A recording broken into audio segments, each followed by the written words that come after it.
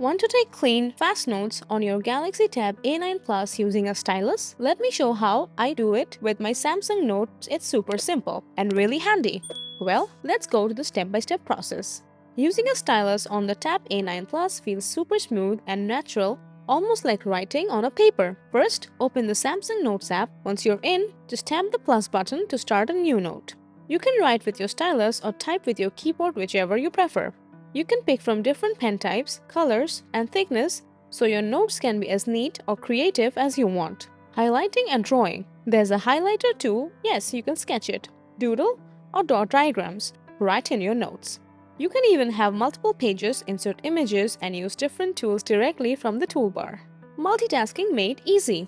Want to copy something from the web or a book? Just split the screen, open your browser or PDF on one side and Samsung Notes on the other. Now you can copy and paste or write directly without switching the apps. Super convenient, right?